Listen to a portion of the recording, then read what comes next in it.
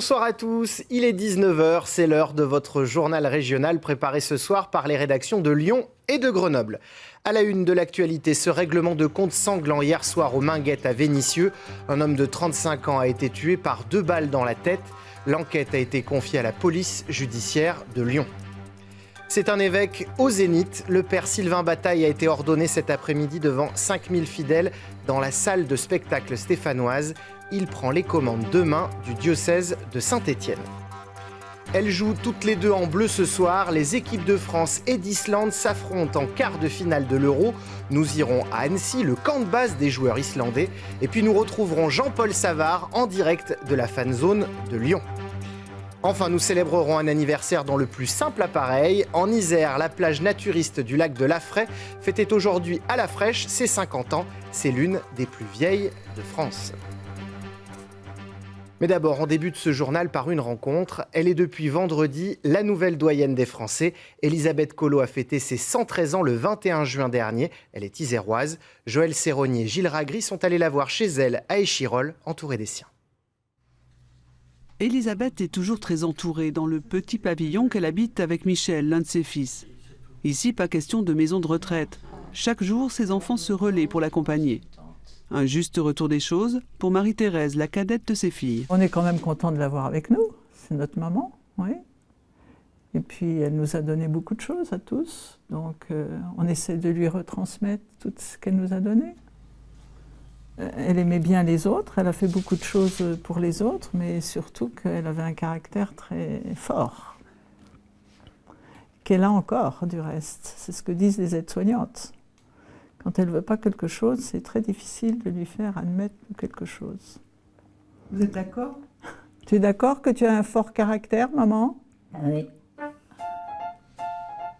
Depuis 5 ans, Elisabeth ne parle que très rarement et le plus souvent, c'est son enfance qu'elle évoque. Andelot, en Haute-Marne, où elle a vu le jour le 21 juin 1903. Son père notaire, ses 7 frères et sœurs, son arrivée à Échirolles après son mariage en 1925. C'est dans cette ferme qu'elle traversera le XXe siècle. Ses enfants évoquent une femme à poigne, dynamique, très généreuse. Pendant la guerre, tous les parents, les oncles, les tantes, cousins sont venus. On était une 50aine là. On vivait comme on pouvait, on se couchait comme on pouvait. C'était des dortoirs. C'est elle qui régissait tout ça. Hein. Qui faisait la tambouille, qui faisait tous les repas et qui menait toujours de l'animation. Pour souffler ses 110 bougies, il y a 3 ans déjà, toute la famille était au complet. Enfants, petits-enfants, arrière et arrière-arrière-petits-enfants. 5 générations rassemblées autour d'Elisabeth qui, depuis, a pris du grade en devenant la doyenne des Français. Un homme de 35 ans a été abattu hier soir vers 22h30 de 2 balles dans la tête dans le quartier des Minguettes à Vénissieux. Il s'agirait d'un règlement de compte. Et elle-Marie Lucie Dénéchaud. C'est derrière ce petit centre commercial du quartier des Minguettes que l'homme a été abattu. Il est 22h30 hier soir. La victime, âgée de 35 ans, est exécutée de plusieurs coups de feu dans le dos et à la tête par un tireur qui s'enfuit à moto. Son engin est retrouvé incendié à quelques kilomètres de là. La victime était bien connue des services de police pour notamment association de malfaiteurs. Son identité et les circonstances de cette exécution orientent rapidement les enquêteurs sur la piste d'un règlement de compte familial. Cet homicide pourrait être lié à une précédente affaire. À Saint-Fond, en janvier dernier, un homme de 54 ans avait été tué à la terrasse d'un bar par son gendre qui s'était ensuite enfui en Espagne. Il avait été finalement interpellé à Malaga en mars dernier et incarcéré. L'homme abattu hier soir serait le frère de ce tireur présumé. L'enquête a été confiée à la PJ de Lyon. Et puis autre règlement de compte, cette fois sur fond de trafic de stupéfiants. Une fusillade a éclaté hier soir vers 23h en plein centre-ville de Givors au sud de Lyon. Une dizaine de coups de feu a été tiré. 2 personnes ont été blessées. Et puis sachez qu'un homme de 47 ans a été lui aussi victime de plusieurs coups de feu hier soir sur l'aire d'autoroute de Roussillon en Isère. Il a pu être sauvé par un routier. L'homme a affirmé avoir été détenu depuis Lyon dans le coffre de la voiture de son agresseur.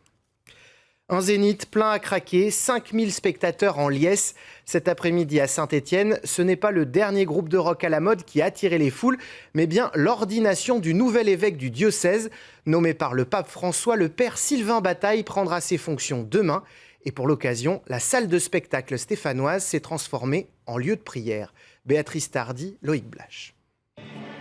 C'est le ciel, selon eux, qui leur envoie leur nouvel évêque. Et pour l'accueillir, rien de moins que le Zénith de Saint-Étienne. Et ces catholiques se rendent en masse à la cérémonie d'ordination, comme ils iraient à un concert de Johnny Hallyday. Vous êtes venu voir quelle star aujourd'hui? Ah, une grande star, on est venu voir l'évêque. Mais pourquoi? Parce qu'on est très croyante et c'est un grand signe pour nous. Un signe de quoi? Un signe de Dieu. Il faut dire que le diocèse de Saint-Étienne vient de passer 1 an sans évêque, 1 an de trop pour les 154 prêtres qui le composent. L'évêque est successeur des apôtres, en vertu d'une transmission durant les siècles, d'évêque en évêque. C'est presque une star aujourd'hui, c'est quand même au Zénith. Alors, je crois que son humilité le prémunit de se considérer comme une star. Mais c'est le héros du jour, oui. Le héros, le voici. Humblement, il remet vite les choses à leur place. Moi, je suis qu'un serviteur parmi d'autres, mais la star, c'est Jésus, ça c'est clair. Et quand on évoque les affaires de pédophilie qui secouent l'Église, le nouvel évêque annonce la couleur, priorité aux victimes et prévention. C'est forcément des choses très douloureuses. On n'est pas là pour juger le passé, mais on est là vraiment pour assainir s'il y a besoin. Mais sans exagérer non plus, ce sont des choses quand même assez limitées. J'ai rencontré des victimes, j'en connais la gravité. Et donc, et là-dessus, je souhaite vraiment que les choses soient très claires. Et je prendrai toutes les mesures. La conférence des évêques de France a pris des lignes extrêmement nettes. Et ce sera les miennes, on les mettra en œuvre. La longue procession d'ouverture de cette ordination épiscopale donne le là d'une cérémonie qui va durer près de 3 heures. Près de 5000 personnes ont fait le déplacement pour voir cet événement rare et espérer recevoir l'Esprit Saint en même temps que leur nouvel évêque. Sylvain Bataille, face contre terre, s'en remet à Dieu pour exercer au mieux sa fonction. Avec sa crosse, il devient le nouveau berger d'un diocèse de quelques 600 000 âmes. L'ancien Premier ministre de François Mitterrand, Michel Rocard, est mort hier soir à l'âge de 86 ans. L'ex-maire PS de Grenoble, Michel Destot, pleure aujourd'hui un ami de 40 ans qui aura marqué sa vie. Michel Rocard s'était notamment fait remarquer dans les années 60 dans la capitale des Alpes par un certain Pierre Mendès France. Je vous propose d'écouter Michel Destot. Pierre Mendès France l'avait découvert en 1966, où le jeune inspecteur des finances, qui a ensuite été à peu près tout, élu local, national, ministre, Premier ministre, chef de parti, peut-être pas président de la République, c'était un destin qui s'est transformé au fond en destin militant, parce qu'il communiquait cette âme. Et puis il est revenu des dizaines de fois à Grenoble. J'ai d'innombrables souvenirs. Je me souviens notamment de son soutien à ma première campagne électorale sur Grenoble en tant que maire, c'est en 1995. On n'avait pas de salle disponible. Il était venu, on était en plein air. C'était le jardin de ville de Grenoble. Et là, des milliers de Grenoblois s'étaient retrouvés et il avait fait une fresque historique et planétaire. Il nous avait parlé du Pacifique, de l'Asie, de l'Amérique. Pour finir sur Grenoble, nous devions quelques jours plus tard emporter les municipales. Ils auront finalement passé une journée entière dans la tour de Cré dans la Drôme. La vingtaine de militants du mouvement Nuit debout qui s'étaient enfermés à l'intérieur hier sont finalement sortis de leur propre chef ce matin. Leurs banderoles contre la loi travail ont été décrochées. Plus d'infos et d'images sur notre site internet rhône-alpes.france3.fr. L'événement ce soir, c'est bien sûr ce quart de finale de l'Euro qui oppose la France à l'Islande au Stade de France. On prend tout de suite la direction de la fan zone de la place Bellecour de Lyon où l'on retrouve en direct Jean-Paul Savard. Bonsoir Jean-Paul. Alors à moins de 2 heures du coup d'envoi, est-ce que vous voyez du bleu à perte de vue ? Alors du bleu on en voit beaucoup, oui, mais vous savez que la fan zone peut contenir jusqu'à 20 000 personnes. Pour l'instant je dirais qu'il y en a 7 à 8 000 qui sont rentrés avec beaucoup de fluidité depuis midi parce que la ville de Lyon a décidé d'ouvrir cette fan zone encore plus tôt que d'habitude afin qu'il y ait moins de cohue à l'entrée au portique. Et effectivement jusqu'à présent ça se passe fort bien. Alors évidemment on attend quand même le coup de feu aux alentours de 19h30, mais 7 à 8 000 personnes ont passé l'après-midi ici, notamment avec le casting de The Voice. Voilà, ça a fait patienter, maintenant c'est terminé. Les gens qui arrivent, c'est vraiment pour le match. 7 à 8 000 Gaulois, j'ai pas vu beaucoup de Vikings, même j'en ai vu aucun. Des Vikings en revanche, il y en avait à Annecy, puisque c'est là où se trouve le camp de base de l'équipe d'Islande. Je parle au présent, on espère dire au passé, parce que si jamais les Islandais sont éliminés ce soir, ils n'y retourneront pas. Ils étaient donc à Annecy, ils y ont laissé un très bon souvenir. Regardez ce reportage donc de Franck Serroni et d'Aurore Très-Peu. Ce matin, à l'heure du petit déjeuner, à la buvette du marché, on pense déjà au quart de finale France-Islande. La ferveur monte, je pense qu'on va avoir beaucoup de monde ce soir. On est un petit peu partagé parce que comme les Islandais étaient chez nous à Annecy en location, on en a rencontré 2-3 et voilà, on va voir ce soir comment ça va se passer. Patrick est irlandais. Même si son équipe a été éliminée par la France, le jeune barman n'est pas rancunier et a déjà choisi son camp.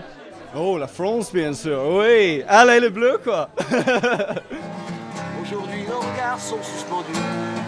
Allez pour la France, résident de la République. Je suis pas trop branché football, mais je pense que la France va gagner.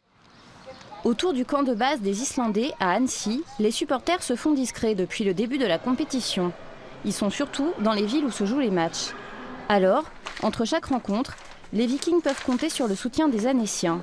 Et ce sera encore le cas aujourd'hui. Ce soir, peu importe qui gagne, notre cœur va balancer pour les deux équipes parce qu'on les a vraiment bien intégrés et on est très ravis de leur chemin. Et à quelques heures du coup d'envoi, chacun donne son pronostic. Ce soir, ça me paraît très compliqué. On va tomber sur des gens très organisés. Ça va être assez serré et que quand même l'Islande a beaucoup de chances de nous battre. On va continuer à soutenir l'Islande parce que c'est l'outsider de la compétition. Mais ce soir, on voit bien aller un 3-1 pour la France. Ces derniers jours, les Islandais ont dit qu'ils étaient insensibles à la pression. Mais lors de leur point presse de vendredi ici à Annecy, ils ont reconnu que ce match serait une étape très importante dans le sport islandais. La balle est donc aussi dans le camp des Vikings. Voilà. Alors si tout le monde ne parle que des performances de l'Islande depuis le début de ce tournoi, dans les rangs français cette semaine, un nom était sur toutes les lèvres, celui du défenseur lyonnais Samuel Umtiti, qui devrait, Jean-Paul, sauf surprise majeure, ce soir disputer son premier match avec les Bleus. Et il n'y aura pas de surprise, Julien, parce qu'on vient de connaître la composition de l'équipe de France et Samuel Umtiti joue bien en défense centrale. Donc ça sera sa première sélection en équipe de France. Vous savez que Didier Deschamps, au début, ne l'avait sélectionné que parmi les remplaçants. Et puis, quand il y a eu la défection de Varane, eh bien, il a appelé Adil Rami. Et finalement, il est là grâce à la blessure de Jérémy Mathieu, puis à la suspension d'Adil Rami. Mais il est là, il est bien là, et Didier Deschamps à l'entraînement a vu qu'il n'avait plus peur de l'utiliser. En tout cas, je suis avec son premier entraîneur, monsieur Mauricio Molina. Vous avez connu Samuel au FC Ménival, c'est dans le 5e arrondissement, pas très loin d'ici. 22 ans, c'est pas trop jeune pour débuter en équipe de France. Non, je pense pas, non, c'est un moment clé de sa carrière. Je pense qu'il a les épaules pour pouvoir tenir son rôle de titulaire et de s'imposer dans cette équipe de France. Alors, Didier Deschamps disait qu'il avait peur, il était un peu trop jeune. On va le montrer encore. Regardez, montrez-nous les photos que vous avez amenées. Regarde, montrez-le. Alors, évidemment, il est où? Il est là, Samuel. Il est là ici, Samuel. Il est là, il avait quel âge? Sur la première, sur celle-là, il avait 5 ans. Et sur l'autre, il avait 6 ans.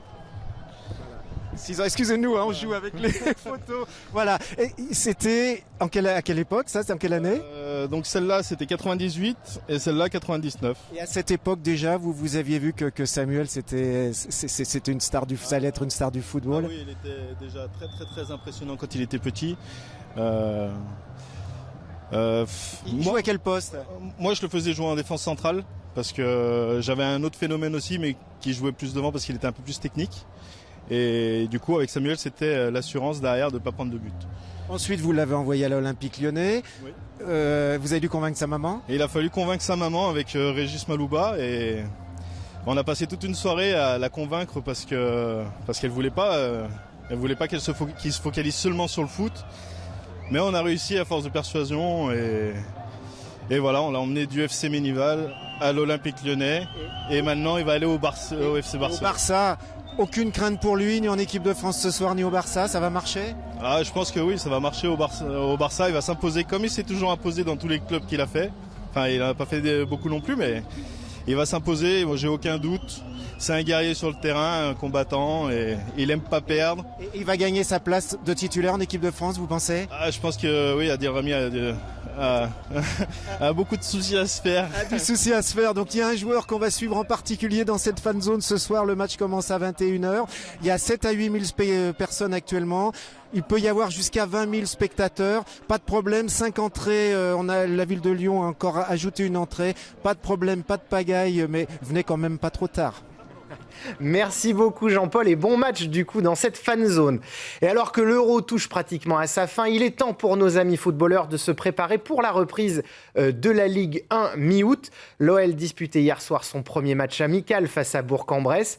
Une petite remise en jambe qui s'est soldée par un match nul. Résumé de la rencontre avec ce même Jean-Paul Savard. Il a disputé la finale de la Coupe Gambardella avec l'OL et a joué 2 fois avec les pros lyonnais la saison dernière. Romain Del Castillo fut hier soir le plus remarqué des joueurs issus du centre de formation lyonnais. Mais il l'a été sous le maillot de Bourg-en-Bresse qu'il portera toute la saison en Ligue 2 dans le cadre d'un prêt qui symbolise le partenariat officiel entre les deux clubs. Toutefois, c'est un autre joueur issu d'un prêt qui ouvre la marque pour Bourg-en-Bresse dans ce match amical. Julien Bègue, venu de Guingamp la saison dernière, est définitivement burgien.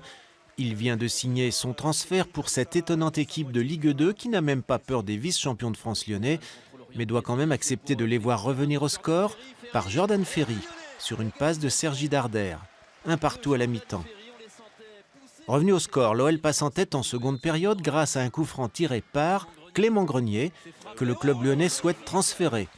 Ce but qui confirme le retour en forme de Clément Grenier attirera peut-être les propositions.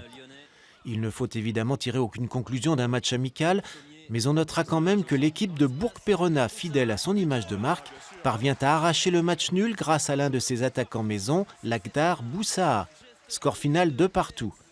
Les deux équipes que près de 4000 spectateurs ont vu hier soir au stade Verchères de Bourg risquent encore de changer de visage d'ici la reprise du championnat, mais celui qu'elles ont montré hier soir augure de belles choses pour la suite. Et de son côté, en match amical également, l'AS Saint-Étienne a battu Clermont-Ferrand 3-1. Depuis une semaine, la Cité du Chocolat de Valrhona atteint l'Ermitage dans la Drôme. S'est agrandie, elle vient de créer un nouvel espace de 700 mètres carrés pour permettre à ses visiteurs de manger ou de cuisiner le chocolat avec des professionnels. Et vous allez le voir, le chocolat se marie avec tout, vraiment tout. Cécile Banazic, Loïc Blache. Je prépare des petites cocottes pour le service à midi. Petites cocottes au canard et au zocopili. Le zocopili, c'est un chocolat au piment d'Espelette. Car le concept de ce nouveau restaurant, c'est le tout chocolat, de l'entrée au dessert. Manger tout chocolat, c'est rajouter une petite note chocolat un petit peu partout dans un repas, que ce soit dans la salade, dans la cuisson des viandes pour les parmentiers. Fonctionner par petites touches pour que cela reste un plaisir, c'est ça le secret d'un repas chocolaté. Chaque ingrédient est mélangé avec un cacao qui lui correspond. Ici, ce sont des fruits de mer. Oui, vous m'avez bien entendu, des fruits de mer, avec du dulce, un chocolat blanc. C'est surprenant au début et puis on apprécie parce que c'est des goûts qu'on ne connaît pas et qui sont bien mélangés avec le salé, quoi. Une expérience comme ça, tout chocolat, on n'a pas l'habitude d'en faire ailleurs. Enfin, j'en connais pas d'autres et voilà. Envie de tester autre chose. Donc oui, c'est une découverte. Si vous ne prenez pas de dessert dans ce restaurant, vous pouvez en cuisiner un vous-même quelques mètres plus loin. Nous arrivons au premier atelier mousse au chocolat depuis l'ouverture de cet espace de 700 mètres carrés. Un enterrement de vie de jeune fille gourmand pour Marion et ses amis. Une fois qu'on a incorporé les blancs, on arrête de mélanger, parce que sinon on va les faire retomber.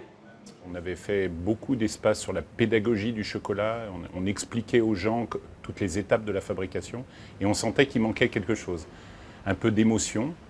Et un peu d'expérience. Et du coup, on a créé ce nouvel espace justement pour l'expérience et l'émotion. Ces jeunes filles repartent avec leur dessert.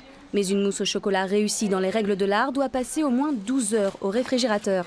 Alors il faudra attendre avant de pouvoir les déguster. C'est un anniversaire où la consigne était justement de ne pas venir particulièrement habillé. La plage naturiste du lac de Laffrey en Isère fêtait aujourd'hui ses 50 ans d'existence. Un endroit privé, l'un des plus anciens de France et qui connaît depuis quelques années un certain regain de forme. Jordan Guéant, Maxime Kemener. Aux amis d'Alpes et Soleil, merci pour cet accueil chaleureux et cette belle journée ensoleillée. Bravo à tous. Un demi-siècle, ça valait bien une petite fête. Les Amis d'Alpe Soleil est l'un des plus anciens clubs naturistes de France, un club fringant malgré ses 50 ans. C'est quelque chose qu'on a envie de commémorer, de marquer. En plus, les naturistes sont des gens très conviviaux, donc faire la fête, c'est important pour nous de marquer ça autour d'une table. On est entre 70 et 80, ça dépend des années, ça dépend de la météo. Si le printemps est pourri, les adhérents se font un peu plus rares, puis ça revient après, enfin, ça va, ça vient. Jadis tabou, le naturisme a désormais le vent en poupe. Un retour à la nature, un esprit associatif solidaire et donc des pratiquants chaque année plus nombreux. La pratique naturiste aujourd'hui en France est en expansion puisqu'on estime qu'il y a en dehors du monde, globalement comprenant tous les gens pratiquant une forme ou une autre de naturisme, chaque année 1 500 000 Français qui au moins occasionnellement pratiquent le naturisme. Et Rhône-Alpes fait figure de locomotive avec 15 clubs comme celui de La Fraye mais aussi 3 centres de vacances. Sans compter ses plages, la région est aux petits soins pour les naturistes. On est capable d'offrir un petit terrain comme ça à la journée avec un lac magnifique. Il y a des associations qui n'ont pas de terrain mais qui ont une vie très forte. Et puis il y a des grosses associations qui reçoivent des vacanciers et qui sont à la limite du centre de vacances. Une diversité appréciée par le millier de licenciés, mais aussi et surtout par les dizaines de milliers de touristes qui viennent ici chaque été. On termine ce journal avec quelques pas de danse encore un peu timides, quoique 500 danseurs amateurs s'entraînaient cet après-midi à Bron pour le prochain défilé de la Biennale de la danse qui aura lieu à Lyon le 18 septembre. Ils sont encadrés par le chorégraphe Mourad Merzouki. Le thème cette année du défilé se résume en un mot, ensemble.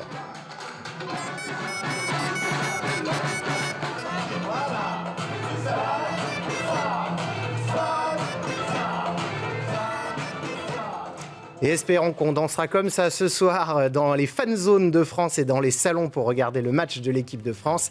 C'est la fin de ce journal. Tout de suite, la météo puis l'édition nationale. Prochain rendez-vous de l'info en Rhône-Alpes demain midi et à 19h. Je vous souhaite une très très belle soirée en bleu, blanc, rouge.